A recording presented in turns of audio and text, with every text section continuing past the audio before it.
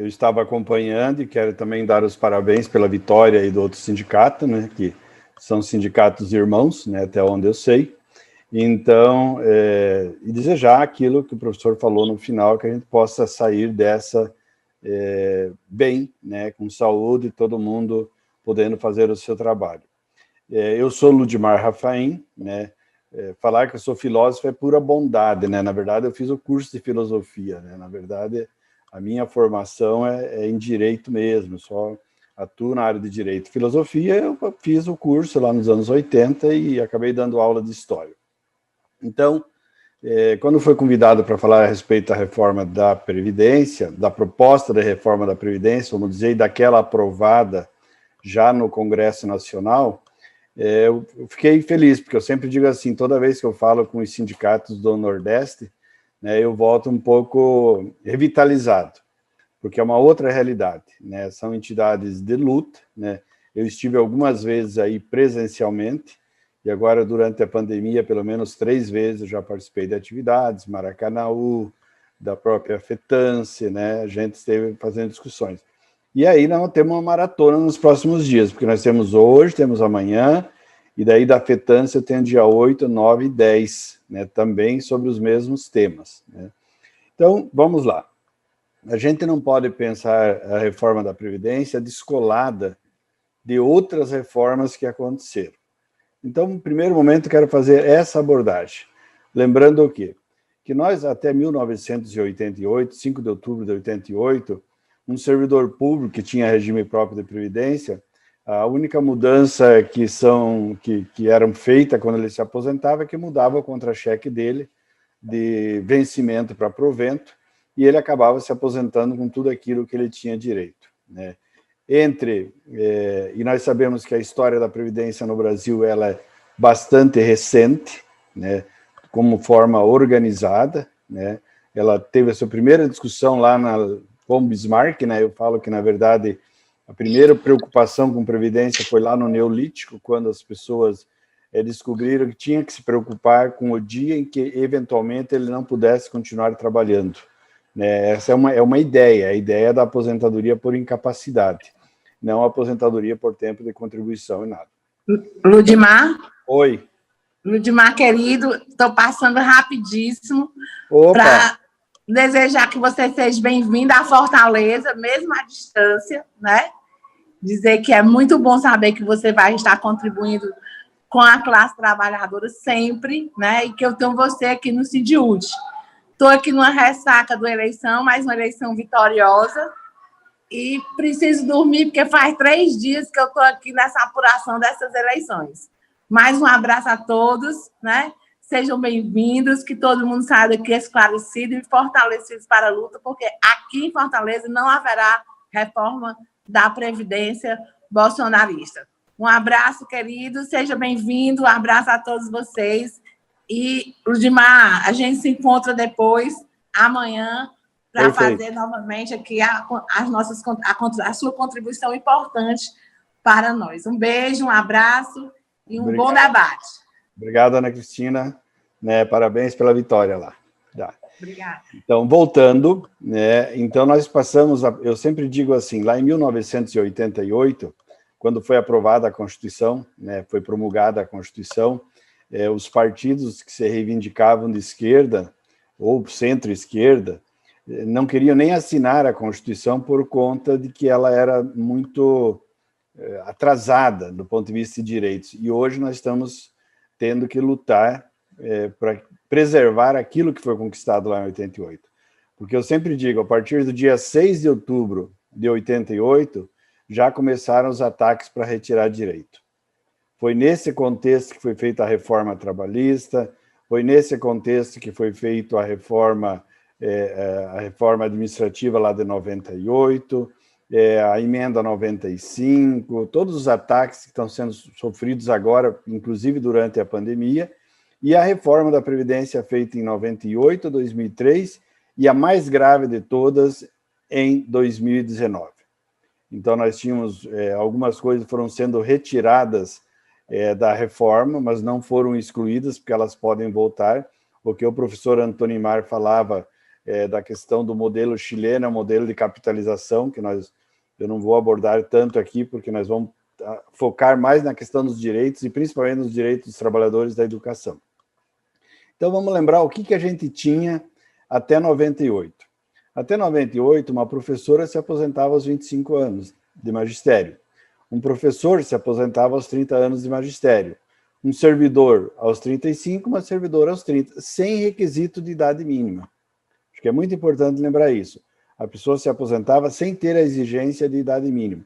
Assim como a aposentadoria por invalidez era integral. Outro detalhe que eu preciso dizer antes. Eu sei que Fortaleza tem regime próprio de previdência, mas não é a realidade da maior parte dos municípios do Ceará. Desde a última vez que eu estive aí, eu fiquei sabendo que a maior parte dos municípios do Ceará, eles não têm regime próprio de previdência, portanto, estão vinculados ao regime geral. Então, tudo aquilo que a gente vai dizer aqui, que pode acontecer em Fortaleza, pode acontecer em outros municípios, já está acontecendo para todos aqueles servidores públicos que estão vinculados ao regime geral da Previdência. Então, todos aqueles municípios que não têm regime próprio de Previdência, eles já estão vinculados à Emenda Constitucional 103. Então, em 98 foi estabelecida idade mínima, né? A professora 50, o professor 55, a servidora 60, a servidora 55, o servidor 60, mais o tempo de contribuição. E mais regras de pedágio e outras que foram sendo feitas.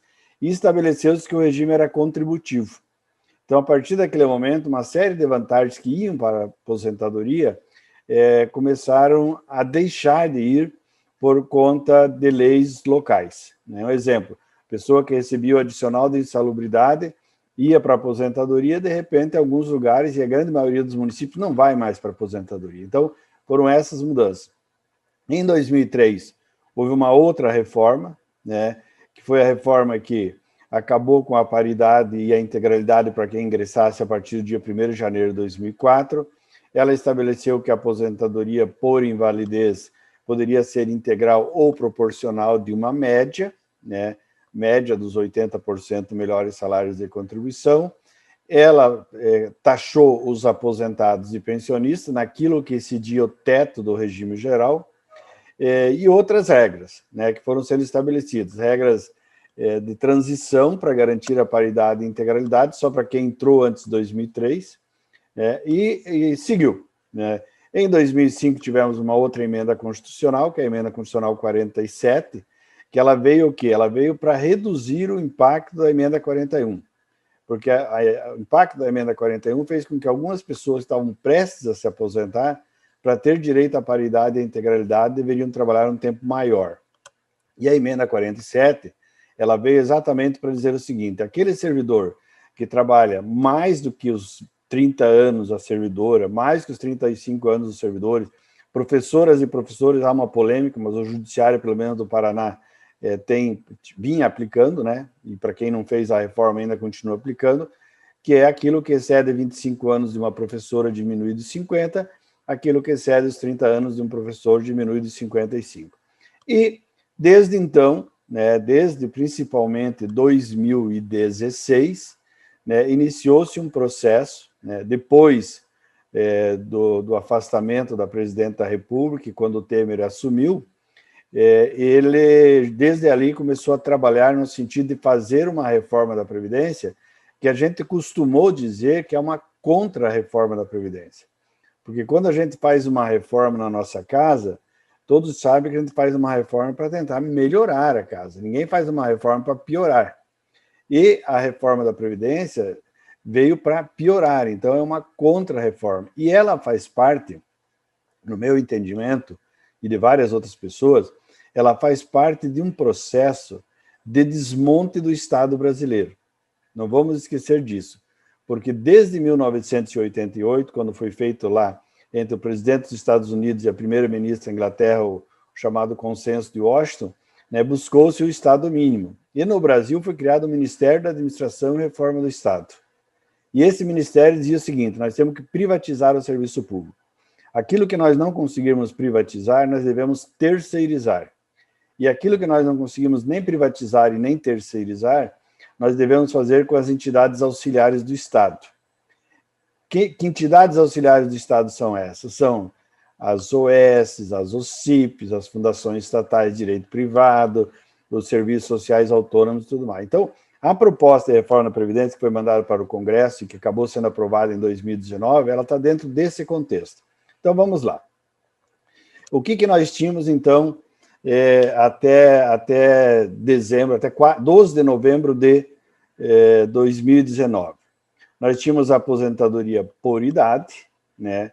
A mulher aos 60 e o homem aos 65, no serviço público bastando ter 10 anos de contribuição para se aposentar de forma proporcional.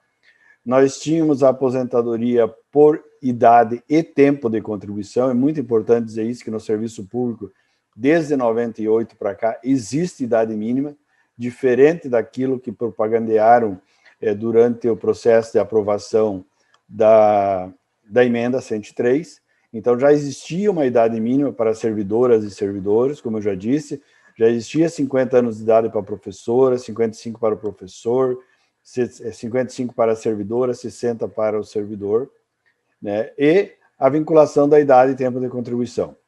Nós tínhamos uma pensão por morte que era estabelecida da seguinte forma, ela correspondia a 100% daquilo que o gerador da pensão, aquele que faleceu, recebia como vencimento ou então recebia como aposentadoria, esse 100% dividido entre o viúvo, a viúva, com 50%, mais 10% para cada dependente. Se não tivesse dependente, automaticamente a pensão já seria de 100%. Mas na medida que os menores fossem atingindo a maioridade, a cota deles era repassada para o viúvo, para a viúva, que ao final, então, teria uma pensão de 100%. Um exemplo, uma professora que tenha uma aposentadoria e venha a receber uma pensão. Até 12 de novembro de 2019, ela ia ter a aposentadoria integral e a pensão integral também. Pois bem, existem os outros direitos, né? A aposentadoria por invalidez, que era integral ou proporcional, integral no caso das doenças graves e incuráveis, e proporcional, que são aquelas que estão lá no artigo 186 do Estatuto do Servidor Federal, e proporcional para os outros casos, né? A proporcionalidade é o quê? Para quem entrou antes de 2003 era da última remuneração, quem entrou depois de 2003 era da média. Porque quem entrou depois de 2003 no serviço público, tudo é feito pela média. Não existe mais a aposentadoria integral, existe a integralidade da média. Bom, então, isso é o que nós tínhamos, além do auxílio-doença, auxílio-acidente, essas coisas todas. Bom, a emenda 103, que foi aprovada, ela veio no sentido de, no nosso entendimento, de mudar o modelo de previdência. Quando o professor Antonimar falou que nós temos hoje um modelo solidário, em que consiste isso? Consiste em que aquele que está trabalhando contribui para pagar os benefícios previdenciários daqueles que estão aposentados ou são pensionistas. Esse é o modelo solidário. É o princípio da solidariedade entre as gerações.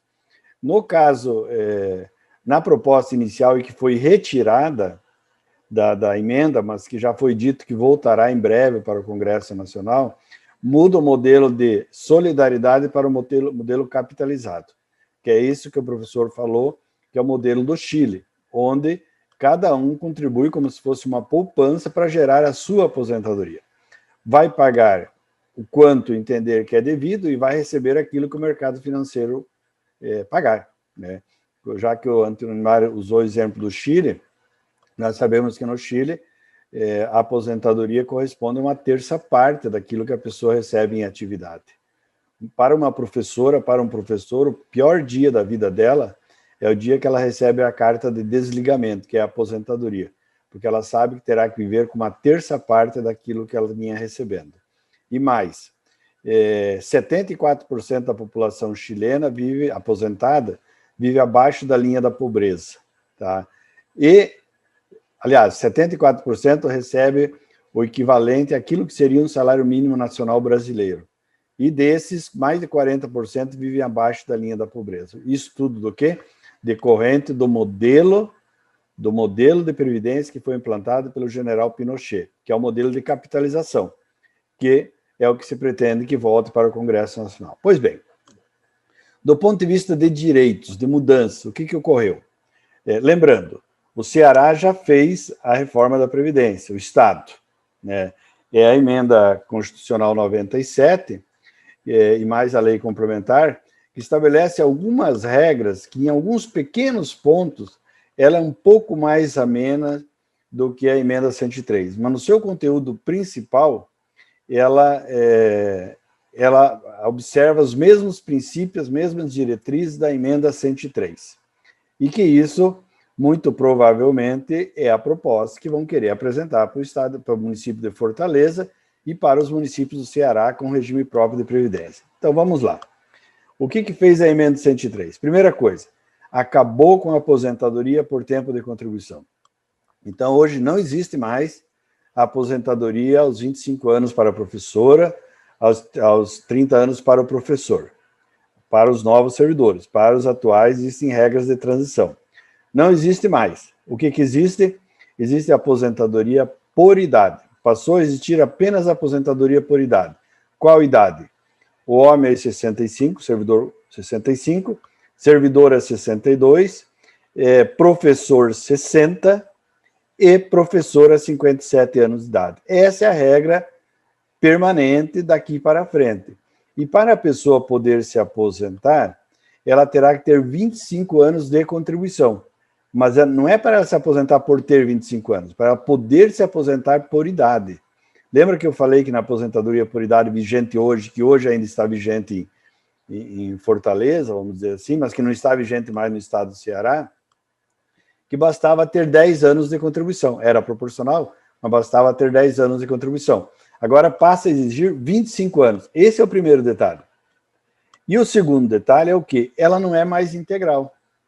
Na proposta que foi aprovada na emenda 103, e nesse aspecto a reforma do Ceará é um pouquinho mais amena, né? Dizendo o seguinte, essa pessoa tem que ter 25 anos, tem que ter essas idades mínimas e o valor da aposentadoria não será integral. O valor da aposentadoria será de 60% da média das contribuições previdenciárias, dos salários de contribuição de todo o período desde julho de 94 para cá. Muita gente pergunta por que é julho de 94 para cá. Tem duas questões importantes. Uma delas é porque o INSS tem dados acumulados a partir de lá para cá, a Secretaria da Previdência, vamos falar assim, o INSS também. E segundo, por conta dos planos econômicos, né? Que é muito difícil atualizar valores anteriores a isso. Então, 60% da média desse período. Correspondente a 60% da média de todo esse período. Né? No caso do Ceará, por exemplo, a média é os 60% também, só que não é de todo o período. Inicialmente é dos 60% melhores salários de contribuição, depois 80%, depois 90%. Isso tem uma importância. Por que tem uma importância? Porque ao você usar todo o tempo, você vai usar o tempo que você recebia bem menos com aquilo que está recebendo no final da carreira, e a média será feita em cima disso tudo. Então, quanto menor o período a ser apurado, maior a possibilidade da aposentadoria ser melhor. Então, e mais, 60% e mais 2% naquilo que exceder, né, 20 anos de contribuição.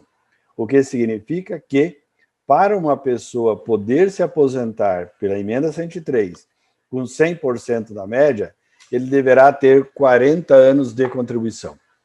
Porque com 20 anos ele atinge 60%, e para ele completar os outros 40%, ele terá que contribuir por mais 20 anos, porque são 2% ao ano. Então, essa é uma questão importante que foi mudada. Outra questão importante que foi mudada, tá? É a questão da... Bom, isso e a aposentadoria por invalidez, que antes era integral ou proporcional, ela não será mais integral, exceto acidente de trabalho, mas será a integralidade dessa média, inclusive. Dessa média que será aumentada, né, em um valor a cada ano de contribuição, da mesma forma do raciocínio que eu fiz com relação à aposentadoria por idade. Então, essa é outra mudança importante. E outra mudança diz respeito à pensão por morte.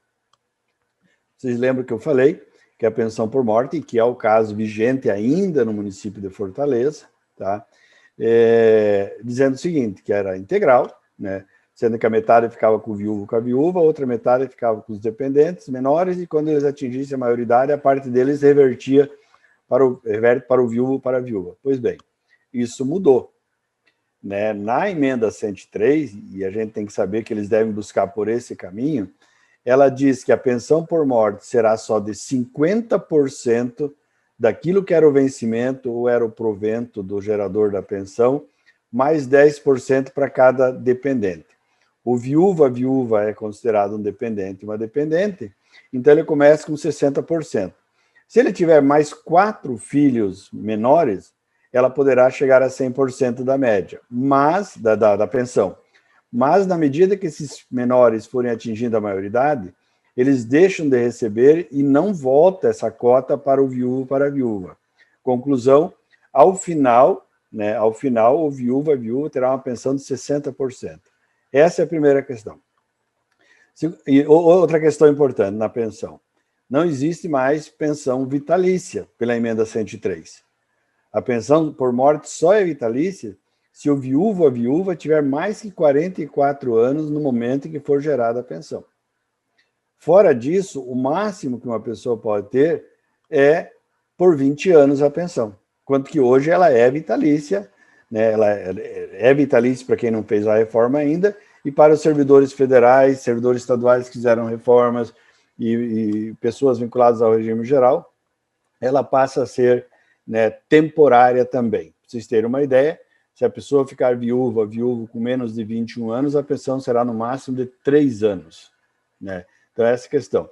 E mais um outro elemento importante, que as pessoas perguntam bastante. Bom, primeiro, a emenda ressalva a possibilidade do professor, da professora, do trabalhador da saúde, que tenham 2 cargos públicos, poderem acumular 2 aposentadorias. Mas, no caso da pensão por morte e no caso da aposentadoria, elas também, aquele exemplo que eu usei, a professora está aposentada e o professor, companheiro, companheira dela, marido dela, vier a falecer, ele vai gerar uma pensão. Mas o que vai acontecer? Não será integral. Então, o que significa? Significa que a pessoa poderá ter os 2 benefícios, mas ela escolherá o que é mais benéfico, o maior, e o segundo benefício, ela terá uma proporcionalidade. Qual proporcionalidade? Até um salário mínimo é 100%, o segundo salário mínimo é 60%, o terceiro salário mínimo é 40%, o quarto salário mínimo é 20%. Então, a pessoa que tinha um vencimento ou uma pensão de 4 salários mínimos, gerará uma pensão, ou se for a aposentadoria que a pessoa for escolher, como segundo benefício, de 2 salários mínimos. E a partir de 4 salários mínimos, a pensão ou a aposentadoria só vai aumentando 10% a cada novo salário mínimo.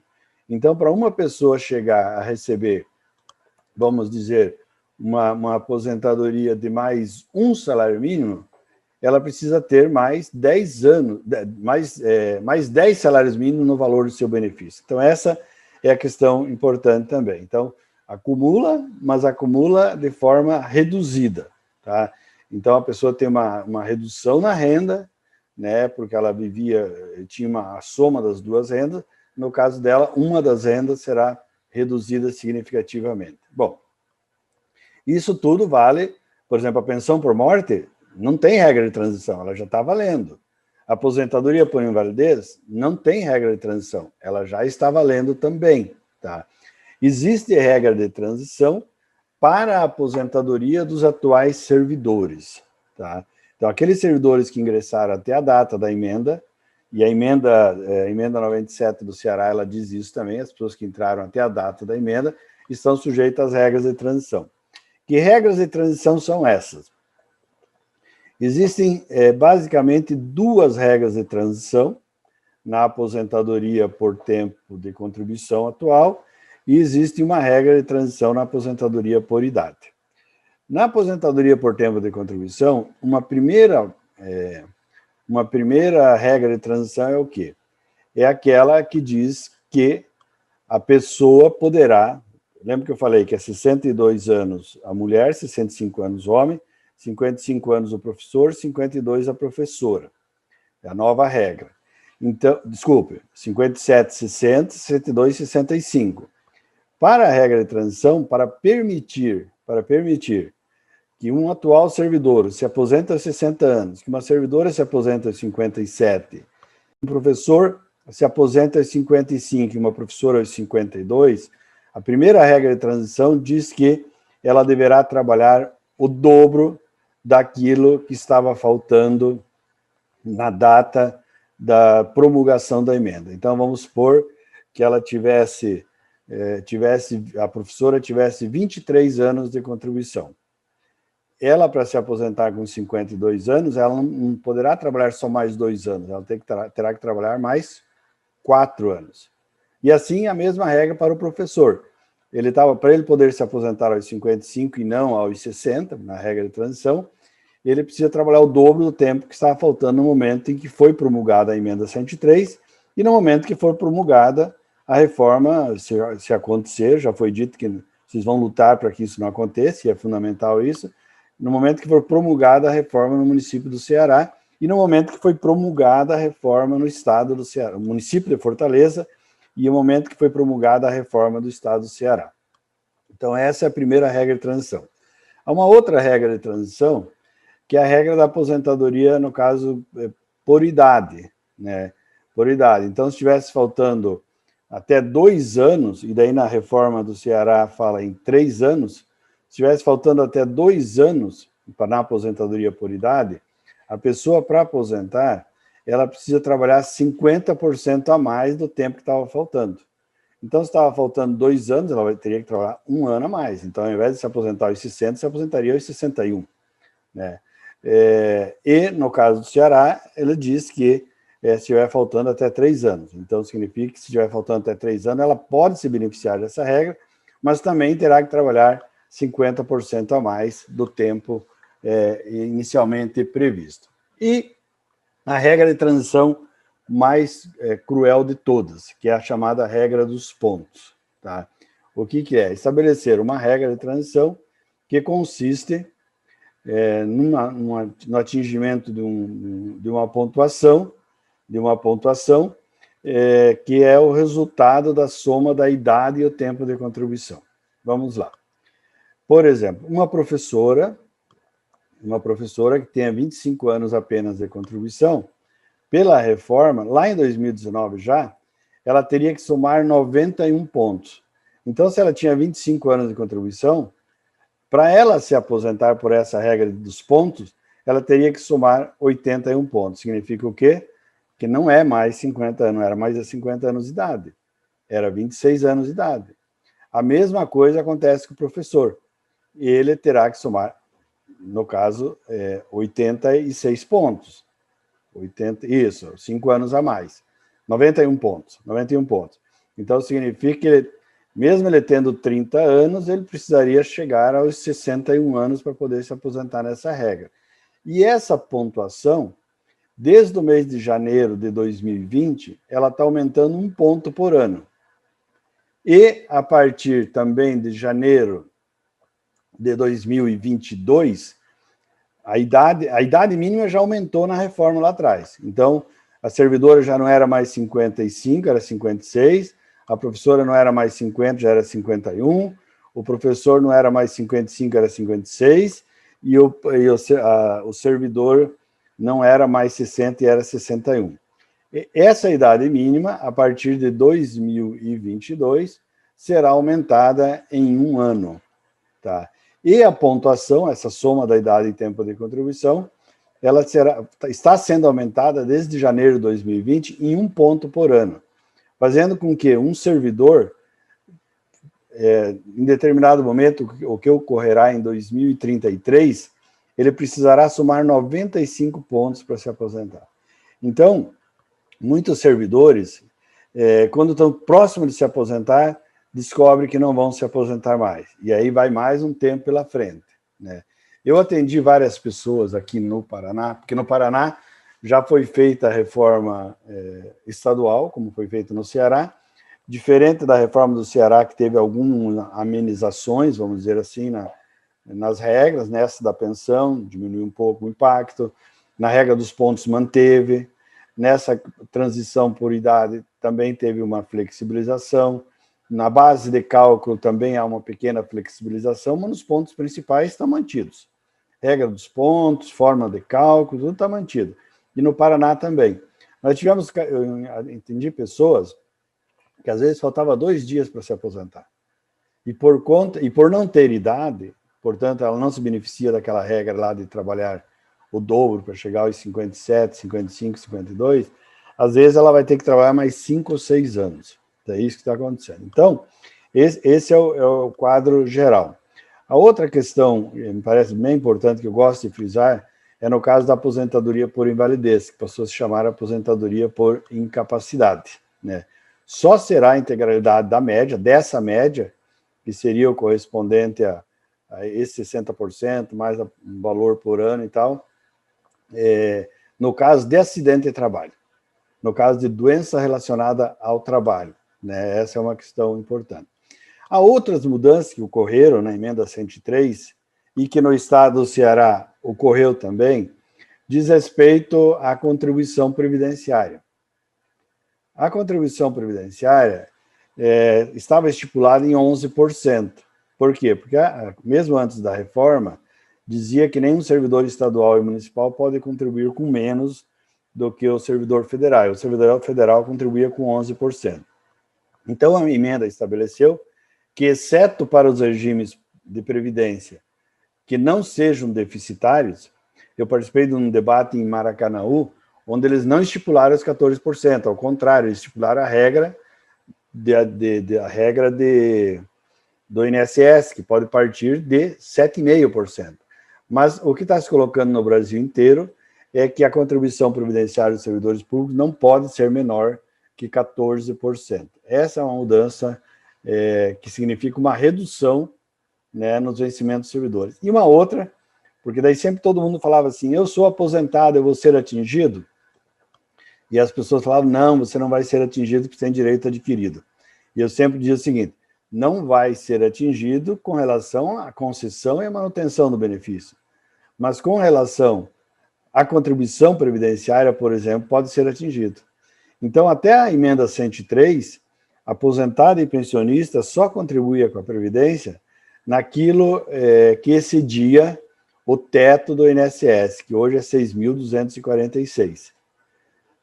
Na emenda constitucional 103, ficou estipulado que o aposentado e o pensionista podem vir a contribuir sobre aquilo que exceder um salário mínimo.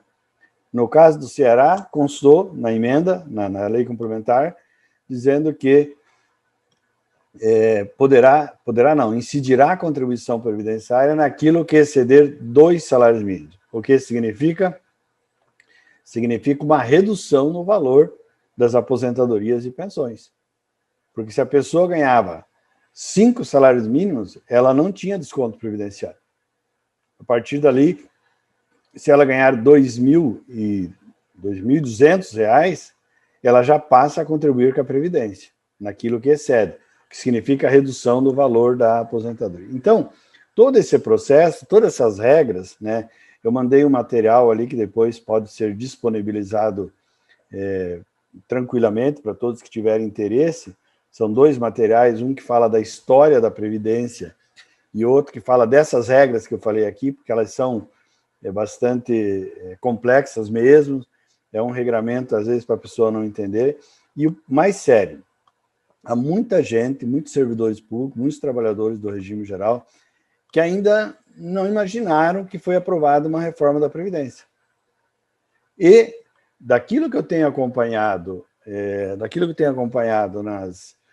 nos municípios, o que eles querem fazer é exatamente o que o governo federal fez. E aí, o que eu digo, todas as reformas que foram feitas desde 98 para cá, todas elas tiveram objetivos muito claros. O primeiro deles, fazer com que a pessoa fique trabalhando o máximo. Segundo, fazer com que a pessoa se aposente com o mínimo possível. E, terceiro, que a maior parte das pessoas não tenha direito à paridade e integralidade. Com isso, eles atingem em cheio esses objetivos. Porque a pessoa vai ter que ficar trabalhando, na minha opinião, a aposentadoria especial do magistério acabou. Né? A gente vinha discutindo a aplicação da Lei 11.131, 11.301 e tal, mas ela na prática acabou, porque se antes a pessoa se aposentava com 25 anos e 50, e lá atrás só com os 25, lá atrás só com os 30, depois os 30 e 55, daqui para frente isso não vai acontecer mais, porque há uma redução na idade em relação aos demais servidores, mas só existirá a aposentadoria por idade. E aí as pessoas perguntam, não, mas eu já fiz um concurso. Se eu for chamado depois da reforma e eu já tinha feito concurso, eu vou ser atingido? Vai. Vai porque é o momento da investidura no cargo. Então, essa reforma atingiu duramente todos os trabalhadores, mas atingiu mais duramente ainda as mulheres, as professoras e professores. Vocês, na primeira proposta que estava no Congresso, que foi retirada e que pode voltar, um outro grupo que sofria muito com a reforma eram os trabalhadores rurais. A gente sabe que o trabalhador rural ele não faz uma contribuição direta para se aposentar. Ele contribui sobre a produção. E a aposentadoria dele é uma aposentadoria especial, né, em razão de um tempo de atividade rural e com idade mínima. Só isso. O que tanto na proposta que o Temer mandou, depois na proposta que o Bolsonaro mandou, o que eles faziam? Passavam a exigir do trabalhador, da trabalhadora rural, 15 e 20 anos de contribuição, não sendo menor que R$600 por ano. Né? Vocês sabem, vocês conhecem como funciona a agricultura, o trabalhador rural, principalmente da agricultura familiar, ele tem dinheiro quando ele colhe a produção. E depois, quando colhe a produção, ele vende, ele tem que pagar o armazém, ele tem que pagar a cooperativa, ele tem que pagar o banco, e se sobra algum dinheiro, ele vai ter que, sei lá, comprar roupa para a família e tal. E aí eu lembro eu participei de algumas atividades aqui na Vigília Lula Livre, sobre a reforma da Previdência na época, e um dia tinha uma moça do MST participando, 26 anos. Ela disse o seguinte, olha, doutor, isso não vai dar certo, quando ainda estava no texto. Eu sabia o que ela ia falar. Ela falou assim, não vai dar certo, porque eles não entendem como funciona a zona rural, né? Eles não entendem como funciona a zona rural, eles não sabem que a gente não tem dinheiro o ano todo, então significa que o trabalhador, a trabalhadora rural, se for aprovada essa reforma, não vai mais se aposentar. E é exatamente isso que aconteceu. Então, é muito importante a gente ter essa clareza. Bom, eles pretendem aprofundar essa reforma. Tá? Pretendem aprofundar essa reforma.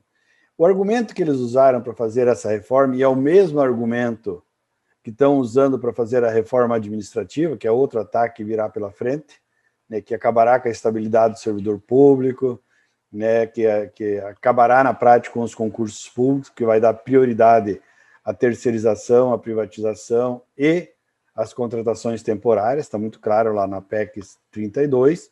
Eles pretendem voltar com a capitalização, que é aquilo que o professor Antonimar falou logo no começo, eles pretendem voltar com essa questão da aposentadoria do trabalhador rural e outras mudanças que eles pretendem aprofundar. Tudo com base no quê?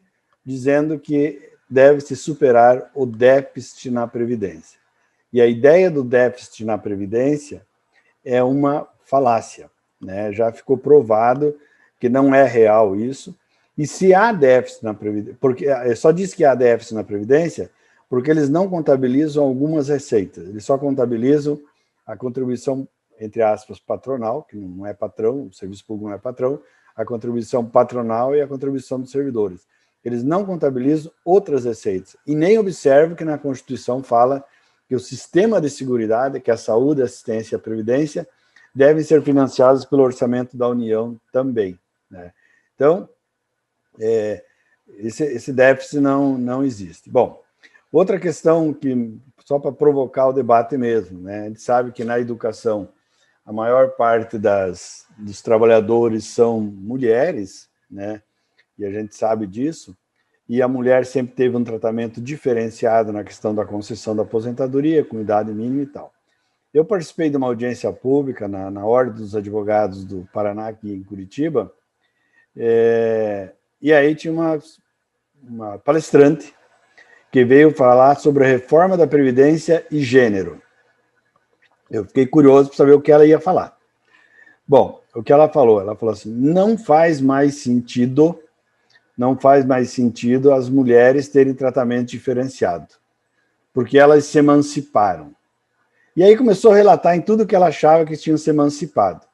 E uma das coisas que ela falou assim, vejam só, no programa Minha Casa Minha Vida, 84% dos contratos são assinados por mulheres. Isso é uma prova de que elas se emanciparam. Rapidamente, todo mundo tentou se inscrever, mas só tinha 5, eu não consegui, mas salvou o roçado, como se diz, uma assistente social, que era ligada à saúde, que estava participando lá. Ela falou, doutora, com todo respeito, mas deixa eu dizer uma coisa para a senhora. Essa ideia da emancipação, primeiro, que não existe. Ela falou, nós sabemos que a mulher foi para o mercado e o homem não voltou para casa, né? Primeira coisa é isso. Segundo, eu não sei se a senhora sabe, mas faz parte do programa Minha Casa Minha Vida, que sempre que for possível, o contrato seja assinado pelas mulheres. Por quê? Porque na hora que a coisa aperta, quem sai fora é o homem, quem fica com os filhos é a mulher. Então é uma garantia que pelo menos ela tem um lar para ficar com os seus filhos, né? Então, são discursos fáceis que são feitos para justificar mudanças e retiradas de direitos, né? Eu sempre falo assim, se tinha que fazer reforma na Previdência, nós temos que fazer reforma na Previdência para quê? Não para retirar direitos, tá? Até porque se há déficit não é culpa do servidor, mas para a gente aumentar a receita, professor. Estou terminando já aqui. Para a gente aumentar a receita. Por que não taxa o agronegócio? Por que não taxa as grandes fortunas? Por que os lucros e dividendos das empresas não são taxados? Eu sempre falo assim, o que eu recebo como lucros e dividendos no escritório, eu não pago imposto de renda. E isso ocorre também na CR Almeida, isso ocorre também na Odebrecht, isso ocorre na Camargo Corrêa, isso ocorre em todos os lugares. O que os sócios recebem como lucros e dividendos, eles não pagam imposto. Então, para dizer o seguinte, é fundamental. Ontem à noite ainda, a gente estava discutindo aqui na região metropolitana de Curitiba uma proposta de reforma da Previdência em um município. Conseguimos segurar, o restante só ficou questão do aumento da alíquota, mas é muito importante que vocês estejam preparados, porque o ataque virá, né? O ataque virá e, infelizmente, ele tem vindo de diferentes partidos políticos. Então, para iniciar o debate, a minha intervenção é essa, e eu estou à disposição. Eu já vi que tem bastante gente colocando questões ali, né? Aí a gente vai conversando.